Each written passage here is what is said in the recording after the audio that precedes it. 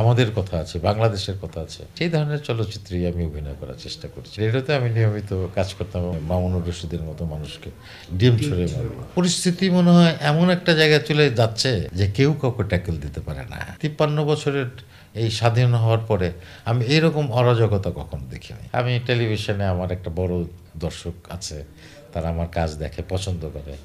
এবং আমি যখন থেকে সিনেমা করা শুরু করলাম তখন থেকেও আমার সিনেমা এবং আপনারা নিশ্চয়ই দেখবেন যে আমি কিন্তু খুব গতানুগতিক যে সিনেমা আগে আমরা দেখতাম, ফরম্যাটের যে ছবি আমরা বলি, সেই ফরম্যাটের ছবিতে কিন্তু আমি খুব একটা অভিনয় করি নাই।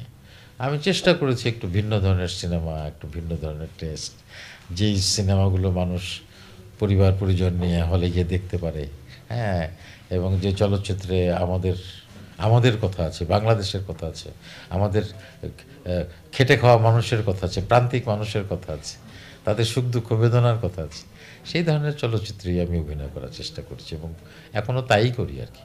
কোনোটা হয়তো দর্শকরা পছন্দ করে, কোনোটা হয়তো দর্শকরা সেইভাবে নেয় না, হলে চলে না, কিন্তু তারপরে আমি এই ধরনের কাজই করতে চাই আসলে। আর এটা আমার সৌভাগ্য যে আমি যখন যেখানে যে কাজটি করেছি সেইটা, এটা গানের ক্ষেত্রে হোক, মঞ্চ নাটকের ক্ষেত্রে হোক, আর টেলিভিশনের ক্ষেত্রে হোক, চলচ্চিত্রের ক্ষেত্রে হোক, এমনকি রেডিওর ক্ষেত্রে হোক, রেডিওতে আমি নিয়মিত কাজ করতাম এবং সেখানে আমার একটা বড় শ্রোতা আছে, তারা আমার নাটক শুনে, কথা শুনে। তো সেদিক থেকে আমি বলবো যে আমি অনেক সৌভাগ্যবান। শুরুটা হয়েছে দেশ নাটকের একটি নাটক, নিত্যপুরাণ। সেই নাটকটি অর্ধেক পথে বন্ধ হয়ে গেছে। কিছু লোক এসে বলেছে যে এই নাটক চলা যাবে না, এই দলের মধ্যে ফ্যাসিস্ট লোকজন আছে। এটা একটা পরিস্থিতি। সেখান থেকে শিল্পকলা একাডেমির মহাপরিচালক যিনি আছেন, জামিল আহমেদ, উনি হয়তো বাধ্য হয়েই বলেছেন যে এখন বন্ধ করে দেন, আমরা ট্যাকেল দিতে পারছি না। তার পরবর্তীতে দেখা গেল এটার প্রতিবাদে মামুন ভাই, তার সবাই মিলে গ্রুপ থিয়েটার ফেডারেশন এবং বিভিন্ন গ্রুপের লোকজন সবাই মিলে এটার প্রতিবাদ করছে। সেখানে দেখা গেল একটা প্রতিবাদ শুরু, সেখানে মামুনুর রশিদের মতো মানুষকে ডিম ছুঁড়ে মারল।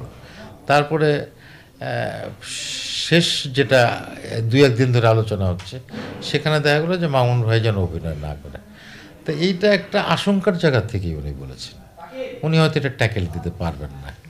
তো তো আমি কাউকে দোষারোপ না করে শুধু একটা কথাই বলি, সেটা হচ্ছে পরিস্থিতি মনে হয় এমন একটা জায়গায় চলে যাচ্ছে বা গেছে যে কেউ কাউকে ট্যাকেল দিতে পারে না।